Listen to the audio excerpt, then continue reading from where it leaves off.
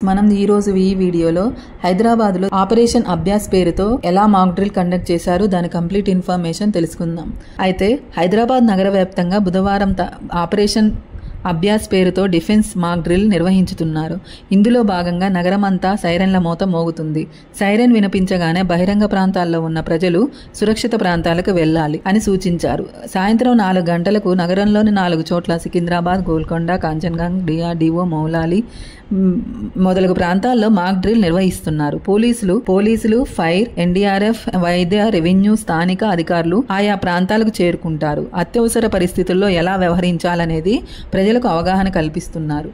ఈ మాక్ డ్రిల్లో 12 civil defence సర్వీసులు పాల్గొంటున్నాయి. సాయంత్రం 4 గంటలకు 4 ప్రాంతాల్లో ఎయిర్ రైడ్ డ్రిల్ నిర్వహిస్తారు. అందులో భాగంగా నగరమంతా సైరన్లు మోగించుతున్నారు. అన్ని కూడళ్లలో 2 నిమిషాల పాటు సైరన్లు మోగనున్నాయి. సైరన్ రాగానే ఎలక్ట్రిక్ పరికరాలు, లైట్లు, స్టవ్లు ఆపాలని అధికారులు సూచించారు. పౌర రక్షణ బాధ్యతగా తెలంగాణ రాష్ట్ర పరిపాలనా యంత్రాంగం శత్రుదాడిలో ప్రాణ, ఆస్తి నష్టం తగ్గించేందుకు ప్రజలను సిద్ధం చేస్తుంది. పౌర రక్షణ చట్టం 1968 ప్రకారం రాష్ట్రాలు, కేంద్రపాలిత ప్రాంతాలు ఎప్పుడూ పౌర రక్షణను నిర్వహిస్తాయి.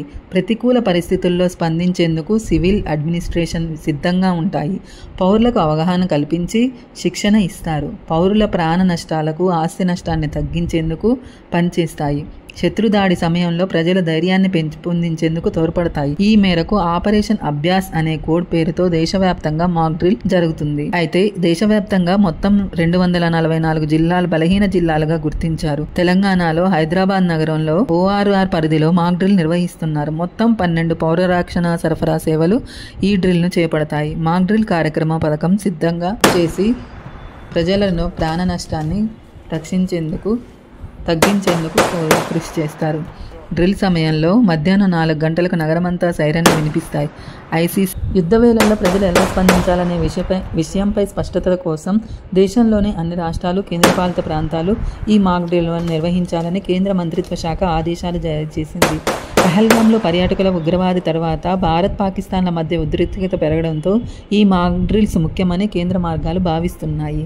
దేశంలో 54 ఏళ్ల తర్వాత ఈ మాక్ డ్రిల్ నిర్వహించనున్నారు. అయితే ప్రాంతీయ ప్రజలను ఎలా రక్షించాలి, ఆస్తి నష్టం కలగకుండా ఎలా చూడాలి అన్న విషయంపై అవగాహన కోసం ఈ మాక్ డ్రిల్ ను నిర్వహించబోతున్నారు. ఈ కార్యక్రమంలో సికింద్రాబాద్, గోల్కొండ, కాంచన్గంగా, డిఆర్డీఏ, మౌలాలి, ఎన్ఎఫ్సీల డిఫెన్సివ్ బృందాలు మాక్ డ్రిల్ నిర్వహించేందుకు ఏర్పాట్లు చేశాయి. అయితే ఈ మాక్ డ్రిల్ రాష్ట్రాలు, హోంశాఖ కార్యదర్శుల పరిధిలో కేంద్ర హోంశాఖ కార్యదర్శి సమీక్ష నిర్వహించారు. దేశవ్యాప్తంగా సివిల్ డిఫెన్స్ మాక్ డ్రిల్ చేపట్టడం జరుగుతుంది. యుద్ధం వస్తే ఏం చేయాలి, ఎలా ఉండాలనే దానిపై అవగాహన కల్పిస్తున్నారు.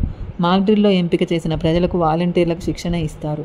ఒక ఏరియా నుంచి ప్రజలను సురక్షితంగా ఎలా తరలిస్తారని దానిపైన ట్రైనింగ్ ఉంటుంది. 1971 తర్వాత తొలిసారిగా దేశవ్యాప్తంగా మాక్ డ్రిల్స్ నిర్వహిస్తున్నారు.